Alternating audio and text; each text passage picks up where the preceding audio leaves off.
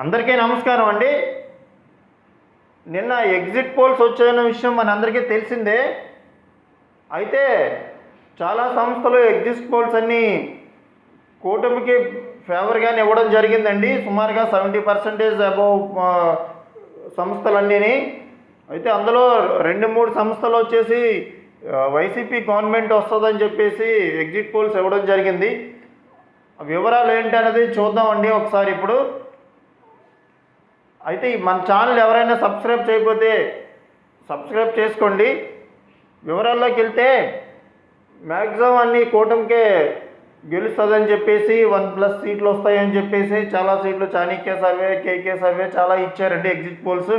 అయితే వీటిలో భాగంగా మరో 3 సర్వేలు అయితే జగన్మోహన్ రెడ్డి గారు గెలుస్తారని చెప్పేసి ఇవ్వడం జరిగింది. అవి ఏంటంటే ఆరామస్థాన్ ఒకటి, రైజ్ ఒకటి, ఆత్మసాక్షి ఒకటండి. ఇందులో ఆత్మసాక్షి అనే సర్వేనైతే మనం పక్కన పెట్టి వచ్చండి. అది కంప్లీట్గా ప్యూర్లీ సాక్షి సంబంధించిన సర్వే అండి. నెక్స్ట్ రైస్ సంస్థ కూడా ఆల్రెడీ వైసీపీ గవర్నమెంట్ కోసం వర్క్ చేస్తుందండి. అది కూడా సో దాన్ని కూడా మనం పక్కన పెట్టవచ్చు. దాన్ని కూడా నమ్మదలుచుకోలేదు. అది అంత క్రెడిబిలిటీ ఉన్న సంస్థ అయితే కాదు. నెక్స్ట్ ఇకపోతే ఆరామస్థాన్ ఉందండి. ఆరామస్థాన్ సర్వేని అయితే మనమైతే ఒకసారి మరి నమ్మొచ్చు. ఎందుకంటే క్రెడిబిలిటీ ఉన్న సంస్థ అని కూడా పేరు ఉంది.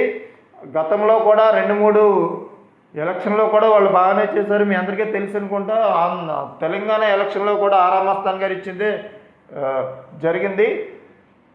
అయితే ఇప్పుడు ఆరామస్థాన్ గారు వైసీపీ గవర్నమెంట్ రావడానికి కారణాలు కొన్ని చెప్తున్నారండి. ఆ కారణాలు ఏంటన్నది ఒకసారి విశ్లేషిద్దాం ఈ వీడియోలో. నేను ఎందుకంటే ఇలా అన్నాను, ఆయన సర్వే నేనేం తప్పు పట్టట్లేదండి. ఆయన కొంచెం క్రెడిబిలిటీ ఉన్న ఆయనే బాగానే చేస్తారు. కానీ మరి ఇక్కడ ఎందుకో మరి ఇలా చేశారు అన్నది ఆయన చెప్పిన మాటల్లోనే ఒకసారి చెప్తాను, వినండి మీరే. ఆయన ఏం చెప్పారంటే వైసీపీ గవర్నమెంట్ రావడానికి గల ముఖ్య కారణాలు సంక్షేమ పథకాలు. సంక్షేమ పథకాలు తీసుకున్న మహిళలందరూ జగన్మోహన్ రెడ్డికి ఓటేశారని చెప్పేసి అన్నారు. ఆ పాయింట్కి వచ్చేసరికి సంక్షేమ పథకాలు తీసుకున్న వాళ్ళు మొత్తం మహిళలు ఎంతమంది అండి? సుమారుగా 60 లక్షల మంది అండి. కానీ మహిళా ఓటర్లు ఉన్నది ఎంతమంది? మహిళా ఓటర్లు ఉన్నది 1,69,00,000 మరి 60 లక్షలు వేస్తే నీకు అన్ని సీట్లు వచ్చినప్పుడు మిగతా కోటి మెంబర్స్ ఏమయ్యారు? 1,69,00,000 మహిళా ఓటర్లు ఉన్నారు. అందులో 60 లక్షలే మీరు శాంపిల్స్ వాళ్ళందరూ వేశారు జగన్మోహన్ రెడ్డిగా అనుకుంటే, వాళ్ళందరూ నిజంగానే వేసేస్తే ఇప్పుడు 60 లక్షల మంది వైసీపీలో ఉండరు కదండి.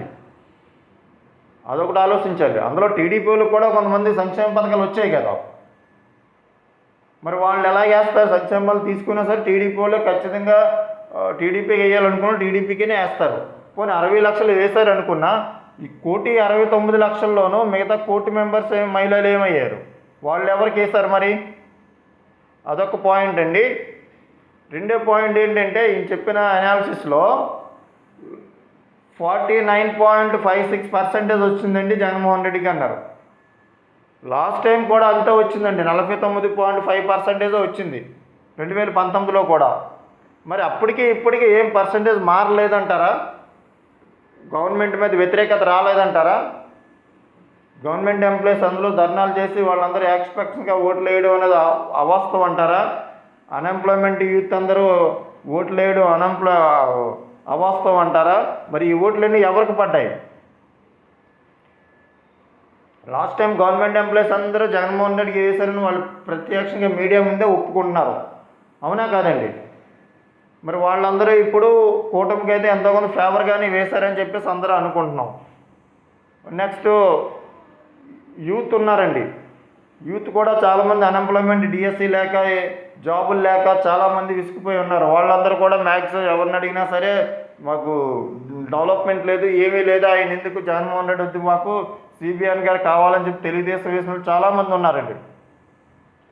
వేరే రాష్ట్రాల నుంచి కూడా ఎంతోమంది వచ్చి ఓట్లు వేశారండి. మరి వాళ్ళందరూ ఎవరికి వేసినట్టుగా ఓట్లు? వాళ్ళందరూ జగన్మోహన్ రెడ్డికి వేసినట్టుగానా? బయట దేశాల నుంచి కూడా వచ్చారు. మరి ఈ ఓటు పర్సంటేజ్ అంతా ఏమైంది? సో ఆయన చెప్పిన దాంట్లోనే మనం చెప్తున్నాం తప్ప మనలో ఆయన ఏం తప్పట్లే, కానీ ఆయన అనాలిసిస్ ఇలా ఉంది. ఆయన మూడు దఫాల్లో సర్వే చేశారని చెప్పేసి అన్నారు. 3 శాంపిల్స్ ఎలక్షన్కి ముందు జనవరిలో ఒకటి, మార్చిలోని ఫిబ్రవరిలో ఒకటి, నెక్స్ట్ ఎలక్షన్ తర్వాత ఒక శాంపుల్ తీసుకున్నామని చెప్పారండి. అయితే నాకు తెలిసి అయితే ఆరా మస్తాన్ గారు ఎలక్షన్లో అయితే ఫెయిల్ అవుతారండి, 100% ఖచ్చితంగా చెప్తాను. ఆయన చెప్పిన రీజన్లేనండి ఇవన్నీ. ఆయన చెప్పిన రీజన్స్ ఆయనకే కరెక్ట్గా ఇంప్లిమెంట్ అయ్యేటట్లు లేవు. సో ఆయన మరి ఏ విధంగా చేశారో తెలియదు. ఇక్కడ ఇంకొక విషయం చెప్తానండి మీ అందరికీ, వినండి, వీడియో పూర్తిగా చూడండి. విషయం ఏంటంటే ఆరా మస్తాన్ గారు యాక్చువల్లీ గతంలో టీడీపీకి పనిచేశారండి. తెలుగుదేశం పనిచేసిన తర్వాత కొన్ని రోజులు చేసిన తర్వాత బయటకు వచ్చేసారు.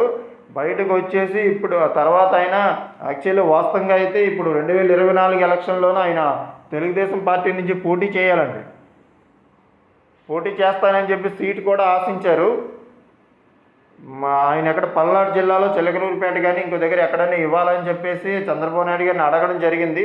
మరి చంద్రబాబు నాయుడు గారు ఏం చేశారంటే అతని మీద అంత ఇది చూపలేదు, ఆయనకి సీటు ఇవ్వలేదన్నమాట.